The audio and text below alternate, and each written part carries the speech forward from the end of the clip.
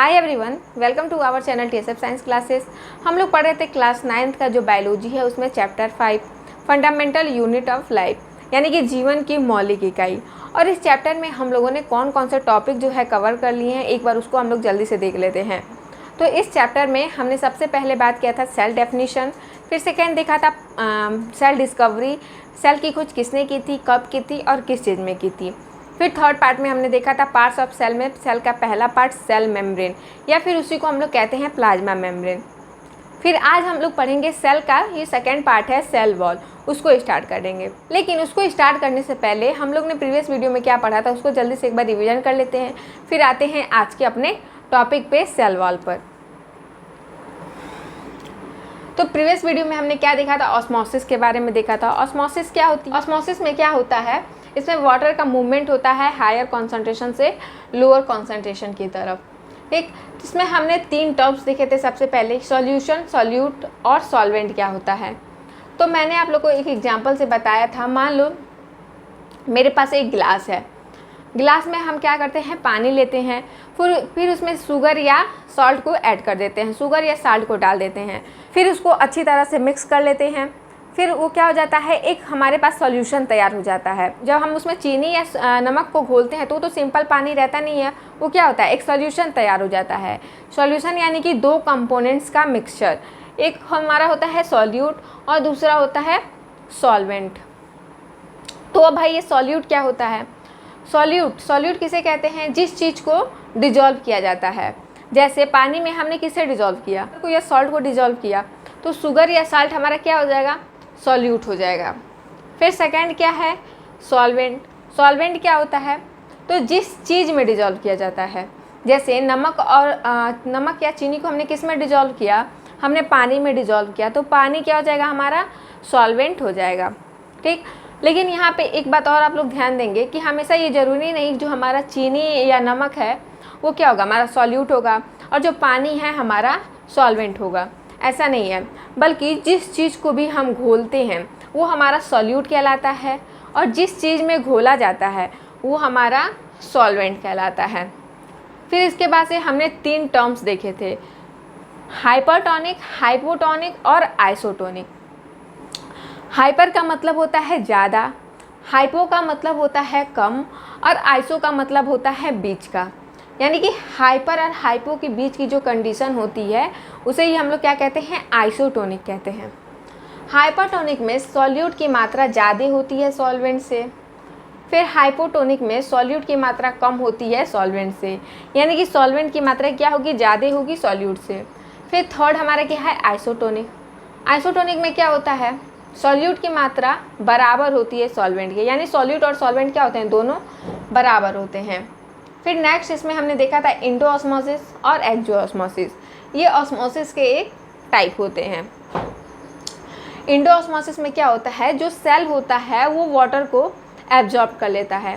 यानी Indo osmosis में जो वाटर होता है वो अंदर चली जाती है, जिसके कारण जो सेल होती है वो फूल जाती है। फिर नेक्स्ट हमारा एक्सो ऑस्मोसिस।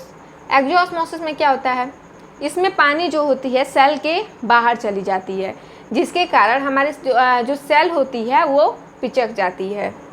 फिर next movement of water from higher concentration to lower concentration.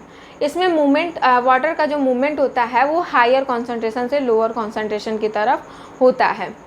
जैसे मैंने डिफ्यूजन में आप लोग को बताया था, डिफ्यूजन में क्या होता है, मॉलिक्यूल का मूवमेंट होता है हायर कॉन्सेंट्रेशन से लोअर कॉन्सेंट्रेशन की तरफ। जैसे मैंने आपको डिफ्यूजन में एग्जांपल बताया था कि मान लो एक हम लोग गिलास लेंगे और गिलास में हम क्या करते हैं, वाटर डालते हैं, फिर उसमें 2-3 ड्रॉप इंक डालते हैं। तो इंक क्या होती है, इंक हमने एक ही जगह पर डाला रहता है, लेकिन इंक धीरे धीरे क्या होती है, पूरे वाटर में मिक्स हो जाती है। वो कैसे होता था, डिफ्यूजन के थ्रू होता था। क्यों? क्योंकि मॉलिक्यूल की टेंडेंसी होती है कि वो हायर कॉन्सेंट्रेशन से लोअर कॉन्सेंट्रेशन की तरफ मूव करते हैं। उसमें क्या होता है, मॉलिक्यूल का मूवमेंट होता है हायर से लोअर की तरफ। ऑस्मोसिस में क्या होता है, केवल वाटर का मूवमेंट होता है हायर से लोअर कॉन्सेंट्रेशन की तरफ। फिर नेक्स्ट इसमें है cell absorb water through osmosis.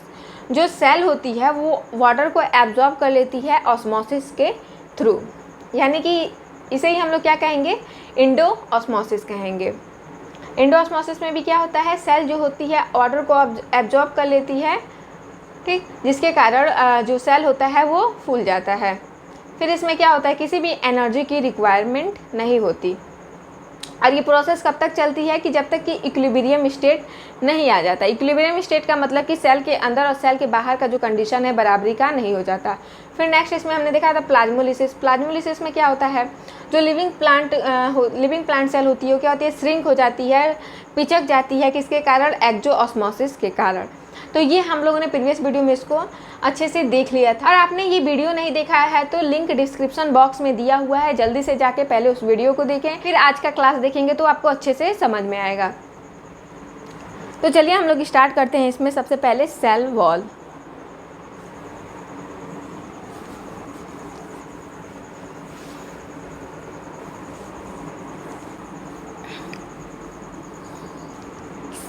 तो यहाँ पे सेल वॉल को स्टार्ट करने से पहले सबसे पहले हम ये जान लेते हैं कि जो सेल होती है वो 2 टाइप्स की होती है। एक होता है हमारा प्लांट सेल और दूसरा होता है एनिमल सेल।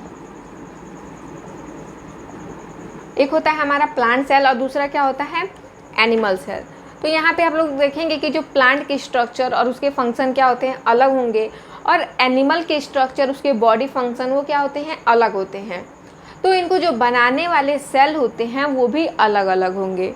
जैसे कि जो प्लांट में सेल पाया जाता है उसे हम लोग प्लांट सेल कहते हैं, जो एनिमल में सेल पाया जाता है उसे हम लोग एनिमल सेल कहते हैं, ठीक है। जो सेल जो होते हैं वो 2 प्रकार के होते हैं, एक होता है प्लांट सेल, दूसरा होता है एनिमल सेल। और प्लांट का स्ट्रक्चर फंक्शन अलग होगा और एनिमल्स के स्ट्रक्चर और उसके बॉडी फंक्शन अलग होंगे। तो इनको बनाने वाले जो सेल होते हैं वो भी क्या होते हैं, अलग अलग होंगे।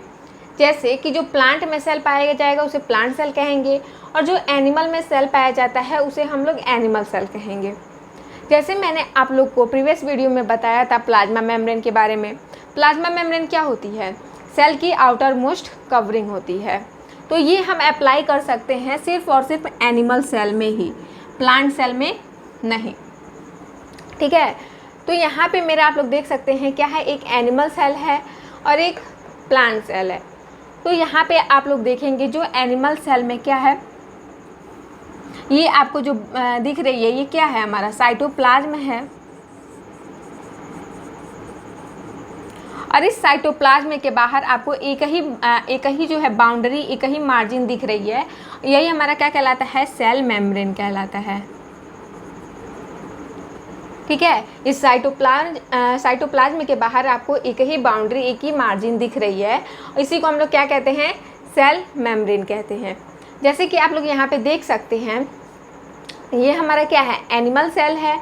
एनिमल सेल में जो आपका पर्पल कलर का कंटेंट दिख रहा है उसके बाहर क्या है, एक ही मार्जिन है, एक ही बाउंड्री है, और वही बाउंड्री हमारी क्या कहलाती है, सेल मेम्ब्रेन कहलाती है। फिर अगर हम प्लांट सेल की बात करें तो प्लांट सेल में क्या होता है, एक होता है हमारा ये बाउंड्री जिसे हम लोग सेल वॉल कहते हैं, और इसके अंदर की एक बाउंड्री होती है जिसे हम लोग सेल मेम्ब्रेन कहते हैं। अब ऐसा नहीं है कि प्लांट सेल में सेल वॉल प्रेजेंट होता है तो सेल मेम्ब्रेन जो है नहीं पाया जाएगा, ऐसा नहीं है, बल्कि प्लांट सेल में सेल वॉल और सेल मेम्ब्रेन दोनों ही प्रेजेंट होते हैं। तो यहाँ पे हमने जो है सेल वॉल के प्रेजेंस देख लिए। अब हम लोग देखेंगे इसके क्या कैरेक्टरिस्टिक्स होते हैं। तो चलिए सबसे पहले उसको देख लेते हैं।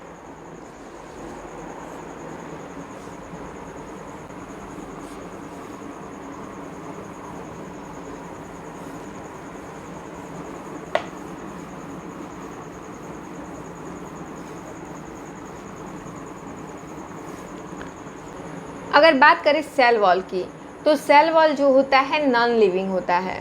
जैसे हमने प्लाज्मा मेम्ब्रेन में देखा था कि जो प्लाज्मा मेम्ब्रेन होती है वो लिविंग होती है, लेकिन जो सेल वॉल होती है वो क्या होती है, डेथ होती है, नॉन लिविंग होती है। फिर सेकंड क्या होता है इसमें, ये फ्रीली परमिएबल होती है। फ्रीली परमिएबल का मतलब कि ये सेल के अंदर कोई भी चीज़ आसानी से आने देती है और जाने देती है। जैसे हमने प्लाज्मा मेम्ब्रेन में देखा था कि वो क्या होती है, सेलेक्टिवली परमिएबल होती है, यानी कि सेलेक्टेड चीज़ों को ही सेल के अंदर और बाहर जाने देती है। लेकिन हमारी सेल वॉल लेकिन जो सेल वॉल होती है वो फ्रीली परमिएबल होती हैं, यानी किसी भी चीज़ को सेल के अंदर जाने देती है। फिर ये सेल को क्या करती है, एक डिटरमाइंड शेप दे देती है। ये काफ़ी हार्ड होती है, टफ होती है, जिसके कारण ये सेल को क्या करती है, एक डेफिनेट शेप भी दे देती है। जैसे हमने प्लाज्मा मेम्ब्रेन में देखा था कि वो क्या करती है, सेल को एक शेप प्रोवाइड कराती है। तो वो बात हो रही थी हमारी एनिमल सेल में, ठीक। फिर ये जो सेल मेम्ब्रेन होती है वो क्या करती है, सेल को क्या करती है, एक प्रोटेक्शन भी प्रोवाइड कराती है। सेल मेम्ब्रेन जो होती है सेल को एक प्रोटेक्शन भी प्रोवाइड कराती है। फिर ये बनी किस चीज़ की होती है, ये बनी होती है सेलुलोज की। हमने प्लाज्मा मेम्ब्रेन में देखा था, प्लाज्मा मेम्ब्रेन किस चीज़ की बनी होती है, वो बनी होती है लिपिड्स की और प्रोटीन की। लेकिन जो हमारा सेल वॉल होता है वो बना होता है सेलुलोज का। फिर नेक्स्ट हमारा इसमें क्या है, प्रोवाइड स्ट्रेंथ ऑफ सेल। इसका एक और काम होता है, ये सेल को स्ट्रेंथ भी प्रोवाइड करवाती है। फिर लास्ट इसमें क्या है, ये टर्जिटी भी प्रोवाइड करवाती है सेल को। जैसे कि हमने प्रीवियस वीडियो में क्या देखा था, ऑस्मोसिस देखा था, उसमें एक्सोऑस्मोसिस और इंडोऑस्मोसिस देखा था। ये क्या होती हैं, ऑस्मोसिस की एक टाइप होती हैं। तो इसमें क्या होता है, जो वाटर होता है वो बाहर चला जाता है और अंदर चला जाता है। इंडोऑस्मोसिस में क्या होता है, जो वाटर होता है वो सेल जो है एब्जॉर्ब कर लेती है, सेल के अंदर चला आता है, जिसके कारण सेल के फटने के चांस क्या हो जाते हैं, बढ़ जाते हैं। तो सेल फटे ना और बाहर से जो पानी अंदर जा रहा है उसके प्रेशर को रोक सके, इसलिए हम कहते हैं कि ये सेल को एक टर्जिटी प्रोवाइड कराती है। तो यहाँ पे हम लोगों ने सेल वॉल के नेचर, उसके फंक्शन और उसके कैरेक्टरिस्टिक्स जो हैं देख लिए। अब इसके बाद से हम लोग देखेंगे कि सेल वॉल और सेल मेम्ब्रेन में क्या क्या डिफरेंसेस होते हैं, क्योंकि बहुत बार आपके एग्ज़ाम में सेल मेम्ब्रेन और सेल वॉल के जो हैं डिफरेंसेस पूछ दिए गए हैं। इसलिए आज हम लोग उसके बारे में भी यहाँ पे थोड़ा सा देख लेंगे कि सेल मेम्ब्रेन और सेल वॉल में क्या क्या डिफरेंसेस होते हैं। तो यहाँ पे हम लोग देख लेते हैं सेल वॉल और सेल मेम्ब्रेन के बीच क्या क्या डिफरेंसेस होते हैं। तो सबसे पहले इसमें पहला है कि ये केवल प्लांट सेल में ही पाया जाता है। सेल वॉल जो होता है सिर्फ और सिर्फ प्लांट सेल में ही प्रेजेंट होता है, लेकिन सेल मेम्ब्रेन जो होता है प्लांट सेल और एनिमल सेल दोनों में ही प्रेजेंट होता है। फिर सेकेंड इसमें क्या है, लाइज आउटसाइड द सेल। ये सेल के सबसे बाहर पाया जाता है, सबसे आउटर मोस्ट कवरिंग होती है। फिर इसमें क्या है, सेल मेम्ब्रेन में ये एनिमल सेल में सबसे आउटर मोस्ट कवरिंग होती है। जो सेल मेम्ब्रेन होती है एनिमल सेल में सबसे आउटर मोस्ट कवरिंग होती है, लेकिन प्लांट सेल में ये सेल वॉल के अंदर प्रेजेंट होता है, सेल वॉल के अंदर पाया जाता है। जैसे कि यहाँ पे आप लोग डायग्राम में देख सकते हैं, ये हमारा क्या है, प्लांट सेल है। अब प्लांट सेल में आप लोग देख रहे हैं इसमें 2 बाउंड्री पाई जाती है, 2 मार्जिन पाई जाती है। सबसे बाहर वाली जो बाउंड्री होती है वो हमारा सेल वॉल कहलाता है, और इसके अंदर वाला इनर जो बाउंड्री है उसको हम लोग क्या कहते हैं, सेल मेम्ब्रेन कहते हैं। तो यहाँ पे वही लिखा है कि जो सेल मेम्ब्रेन होती है वो एनिमल सेल में सबसे बाहर पाई जाती है, सबसे आउटर मोस्ट कवरिंग होती है, लेकिन प्लांट सेल में ये क्या होती है, सेल वॉल के अंदर पाया जाता है। फिर थर्ड इसमें क्या है, सेल वॉल क्या होती है, नॉन लिविंग होती है, लेकिन सेल मेम्ब्रेन क्या होता है, लिविंग होती है। फिर इसके बाद से इसमें एक नेक्स्ट पॉइंट है कि ये रिजिड होती है, ये टफ होती है, कड़क होती है, जिसके कारण ये सेल को एक शेप भी प्रोवाइड कराती है। फिर इसमें क्या होता है, सेल मेम्ब्रेन क्या होती है, फ्लेक्सिबल होती है। इसमें हमने बैलून वाला एग्जांपल देखा था। फ्लेक्सिबल का मतलब कि इसकी शेप क्या हो सकती है, चेंज भी हो सकती है। फिर नेक्स्ट क्या है, ये परमिएबल होती है, यानी सेल के अंदर ये कोई भी चीज़ आसानी से आने भी देती है और जाने भी देती है, यानी सेल के अंदर कोई भी चीज़ आ भी सकती है और जा भी सकती है। लेकिन सेल मेम्ब्रेन क्या होती है, सेलेक्टिवली परमिएबल होती है, यानी सेलेक्टेड चीज़ों को ही सेल के अंदर और सेल के बाहर जाने देती है। फिर नेक्स्ट है कि ये बनी किस चीज़ की होती है, तो ये बनी होती है सेलुलोज की। जो सेल वॉल होती है वो किस चीज़ की बनी होती है, सेलुलोज की बनी होती है, लेकिन सेल मेम्ब्रेन किस चीज़ की बनी होती है, लिपिड्स की बनी होती है और प्रोटीन्स की बनी होती है।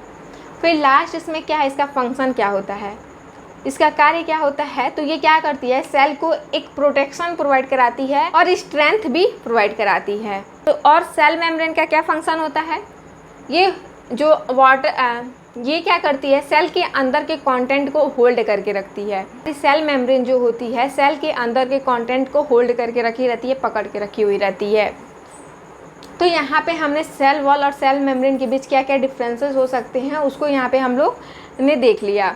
अगर आप लोगों ने ये टॉपिक सेल मेम्ब्रेन नहीं पढ़ा होगा तो एक बार जाके आप लोग सेल मेम्ब्रेन अच्छे से पढ़ लेंगे। लिंक जो है आपका डिस्क्रिप्शन बॉक्स में दिया हुआ है, तभी आपको ये अच्छे से यहाँ पे समझ में आएगा। ठीक है, तो आज के लिए बस इतना ही। नेक्स्ट वीडियो में हम लोग बात करेंगे सेल का जो हमारा थर्ड पार्ट है। Thank you so much for watching. Thank you.